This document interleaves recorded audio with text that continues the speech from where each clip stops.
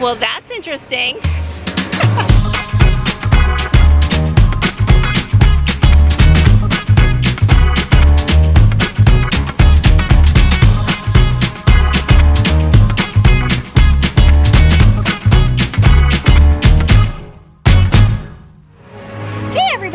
Nick and Ricky here. Hello. And today we're at Epcot. There is a ton of updates and cool things happening, and I'm gonna try to get on Guardians of the Galaxy for the first time ever. I'm really excited, so let's get started. The first thing we need to do, head over to Guardians of the Galaxy, because last night we had some trouble creating our party, connecting our two tickets together. So this morning we both tried to get boarding passes for Guardians. I got one, Nikki didn't. So we have to go talk to a cast member and try to get this worked out so that Nikki can go on the ride with me. I was able to get boarding pass or boarding group number 26, and guess what? It's already been called, so let's go work it out over there. Okay. And the guest experience team member George was able to hook us up, connect our party. Just because we're a party of two, it seemed like it was pretty easy, and now I can ride Guardians. And I'm so excited for you, Nikki, your very first time. I've been on it once before, you're gonna love it, but I cannot wait to get your reaction to it. I'm so excited, I've been wanting to ride it forever. We will provide a POV of the roller coaster. I just want to mention there are copyrighted soundtracks to this coaster, so most likely we will dub over that with some generic spacey type or superhero type music.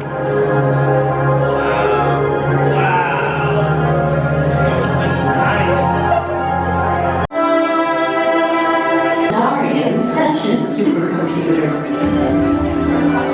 In my extensive database. 30 minutes later, we're getting on the coaster. This light is never gonna work. Rocket! Well, okay, I've locked onto your vehicle. We'll be right behind you. Nothing to worry about. Unless we cannot stop this unusually large man, then you're likely doomed. Rex! Good luck! You're gonna need it.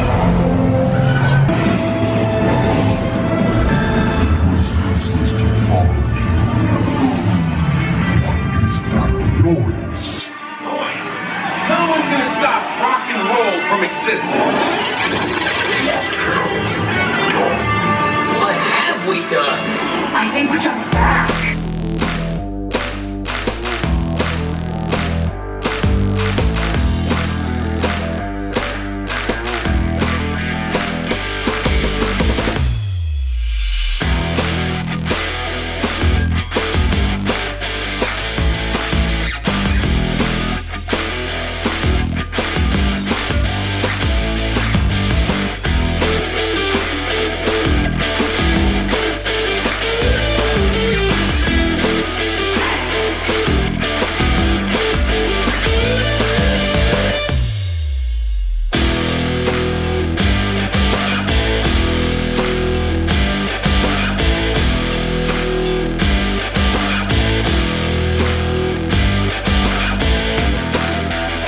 Alright, we just got off the roller coaster. Before we get to Nikki's reaction, let me tell you about the queue. The first part of the queue is basically Xandarians telling us about Xandar. And then we go into the pre-show telling us why we're getting on the roller coaster, what kind of mission we're on, or should I say the spaceship. And then we get on to the roller coaster slash spaceship. I think that's my new favorite ride. This is so smooth, and because of the air conditioning, it's nice and cool in there, and like the visuals are amazing. Oh my gosh, like realistic. Yeah. Like I felt like I was going in outer space for real. Oh my gosh, it was so great. I loved it. I was like smiling from ear to ear. Like the music was great. I mean, oh my gosh. What did you think of like the projection mapping? Made it like incredible. Yes, right? it was three-dimensional. Like legit, I felt like I was like flying through space. It was so amazing. Oh, I can't even. I like. Oh my god, like videos don't even capture the amazingness of that ride. No. It's very smooth. Yes. There's a couple spots I think we would kind of circle a galaxy, and then we circle like the moon and a planet and stuff like that. Yes. So those are physical props that look really cool. Top of like the projection mapping. So bright and just intense. And the seats rotate as well. So some nice you know, sensations there with the rotating seats. Oh, absolutely. Like I said, there's like not a bad seat. You know, it's not like a roller coaster where you're like, oh, you know, oh, I wish I was kind of in the, you know, the front or the back. No, I mean, like, it seems like anywhere would be perfect. One of the largest, one of the longest indoor coasters in the world. Is it really? Yeah. It's good, right? It was fantastic. It's so super smooth. It is, honestly, it's my new favorite ride. Mm-hmm. It really is. A lot of people mention that ride may be a little motion sickness for them. Some people. Right. What about you? I was a little woozy getting off of it, not gonna lie. Like, I was like, woo, I need a second. But by the time I got through the exit and I was outside, I was fine. Okay. So it was a minor one that wasn't, you know, too debilitating. And for me, it has no effect on me as far as motion sickness. Oh, unbelievable. Oh, all right, with that awesome ride out of the way, I have a bunch of park updates. So let's head on over to the other side and I'll fill you in.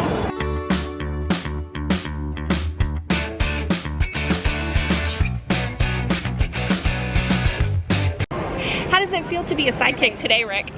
Awkward. I know, where I'm like, he's handing me, I don't know, Mjolnir or something. We're standing just outside of the Nemo and Friends area, and you can see where all the construction is happening for the Journey of Water inspired by Moana. Now, this project is set to open in 2023. It'll be a walk-through attraction that'll have water features and really cool places to relax, and maybe even a cave area. Now, these tubes right here may eventually end up being shade sails or unique lighting. All the mock-up drawings of this area looks awesome. Next to the Moana area, you'll see these large structures that look like shells of elevators or stairwells. Media outlets are saying that it's going to be the Communicore building, and in this area they'll also have the Dreamer's Point and the Walt statue. We're looking at about a late 2024 opening for this area.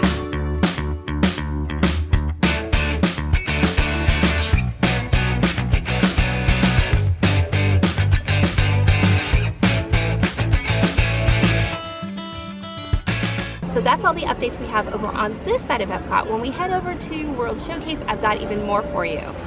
And as we're walking into World Showcase, there's some construction walls. Enhancements are happening all around Epcot. The Food and Wine Festival goes until November 19th, and then it'll switch over to Festival of the Holidays on November 21st. The Food and Wine Festival is super long this year. For sure. But it's our first time here. It is, and honestly, what we've noticed too is that you don't always have to go at the beginning of your festival, you know, time when it switches over. The food is still phenomenal, and actually the lines are a bit better toward the end of the festival.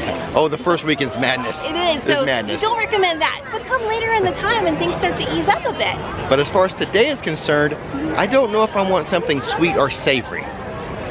In case of not knowing, get both. I don't even know the offerings. I've seen 0 videos about Food and Wine, so I'm going to discover for myself. And here's my challenge of I am gluten-free, so I have to make sure that I'm going to a place that doesn't have gluten. So essentially what I'm looking for is that little G symbol for being gluten-free or gluten-sensitive friendly. The Hawaiian food tent really pushing the pineapple options. Funny story about pineapples. I know where you're going with this. I keep trying to get Nikki to be a bigger fan of the pineapple Dole Whip because it's gluten-free. It is. The pineapple over there reminded me, Nikki. You're not a fan of the pineapple Dole Whip, yet you love pineapples. You put pineapples on your pizza. I do. But you're always like, oh, I wish the Dole Whip was orange-based, not pineapple-based. What can I say? I'm a unique creature. It makes no sense to me. You like fresh pineapple, right? Yes, I do. And you like pineapple on your pizza. I do, which probably is weird to people, but that's okay. But your big issue with the Dole Whip is that it's pineapple. Makes no sense. The Queen's Table in England. This is the spot I first discovered Jammy Dodgers. Also available in the international aisle at Publix. You know what? I want to be European. So I'm going to go to the restroom in France. Now that we've entered France, let's check the board here and see if there's any gluten-free. Oh, I can have the creme brulee. Well, I know what I'm having for dessert.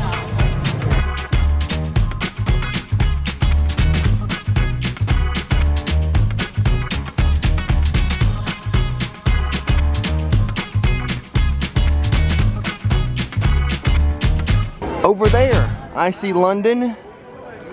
I see France. I see Nikki's. Hey.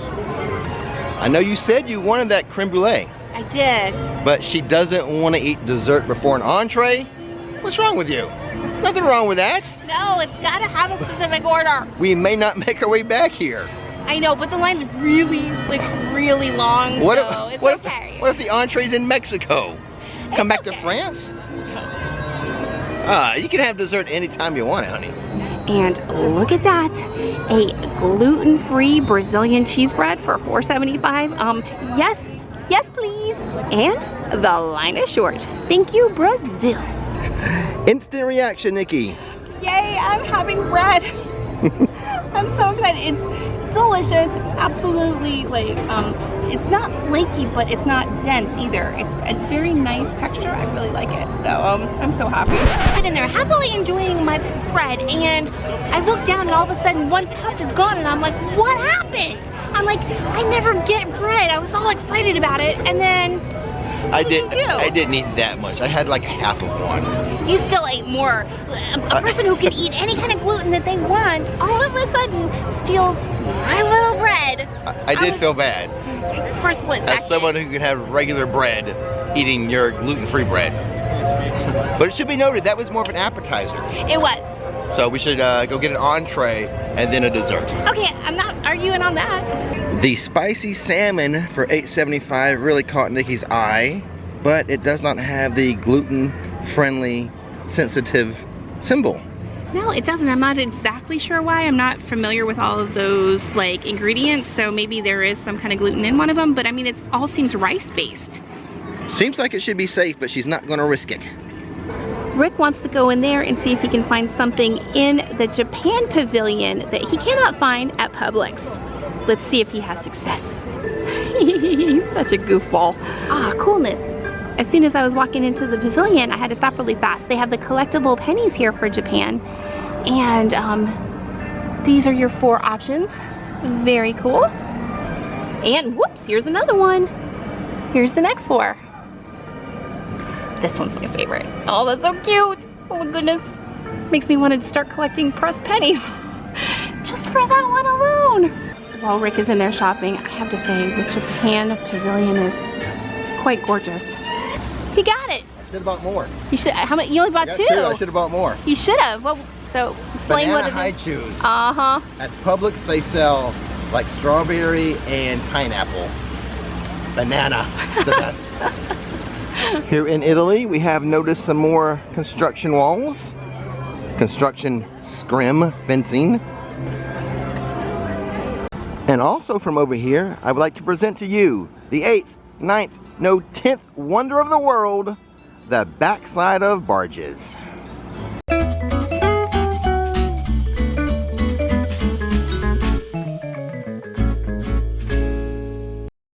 Well, the Spain menu, 3 entrees, all gluten-free. Let's see what Nikki picks. And what did you pick, Nikki? I got the charcuterie, and it's for $6.50, and it's completely gluten-free. What's in it? Meats and cheeses. Meats and cheeses? And olives. And olives. All the yummy stuff on like a really cool vinaigrette. And we are extremely close to Germany. Actually, just behind my shoulder. I'm getting my food from there.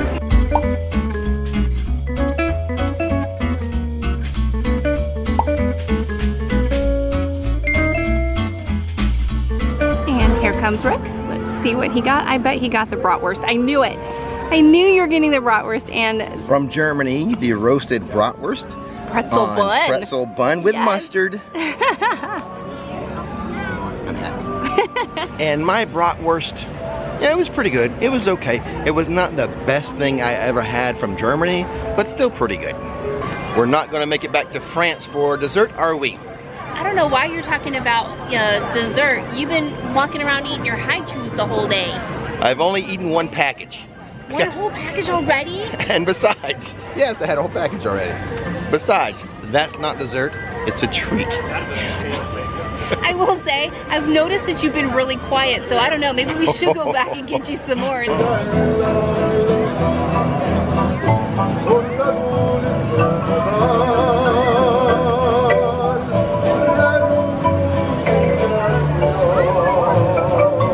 Hold the phone. Brewing at the Odyssey. Let's go to there.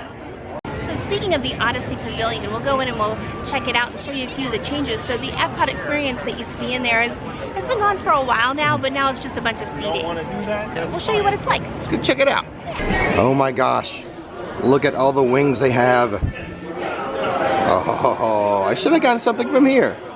Maybe I still will.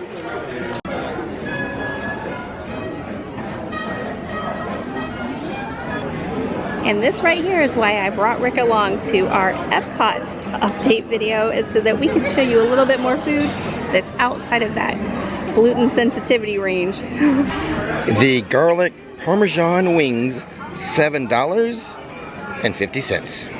8 garlic parm wings. Not the style of wing I usually go for, but they were pretty good. I would have to say I enjoyed that better than the brat I had in Germany. And kind of fancy. I felt fancy with the garlic parm. Pretty good stuff though.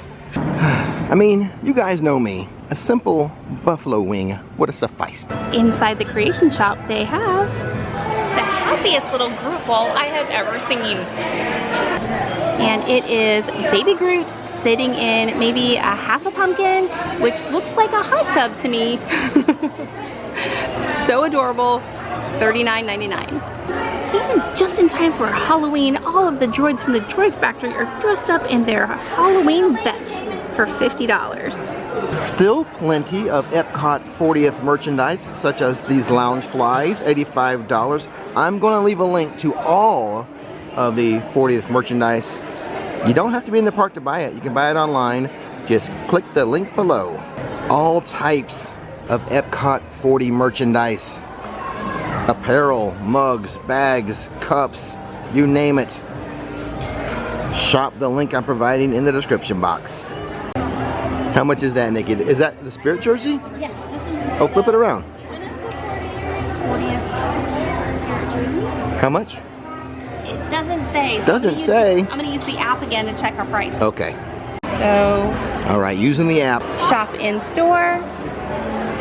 It's just The creation shop, so you pick your store, scan the item. dun dun dun. $71.99, super speedy quick. I call that $72 plus tax. Shop, scan, and go. Alright, so that's what's happening around Epcot right now. Let's talk about what's happening in the month of November. The Festival of the Holidays starting November 21st and running through approximately December 30th.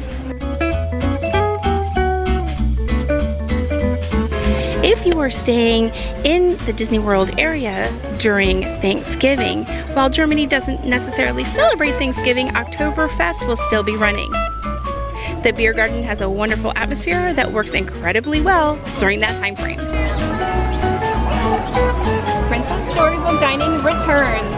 In the Norway Pavilion by Frozen, the Royal Banquet Hall will be reopening on November 4th with Princess Storybook Dining. Here, you will dine in a medieval castle where you'll encounter all the royal promenade of princess friends who can't wait to meet you. Advanced reservations are highly recommended. It's a Norwegian cuisine and about $60 per person. Looks like we have some bad weather about to roll in, so let's do the outro. And the rain is here. So that's what's happening at Epcot. If you want to know what's happening at Disney's Hollywood Studios, look at that video above Nikki's head. Right there. Don't miss the magic, don't miss the fun. Click it.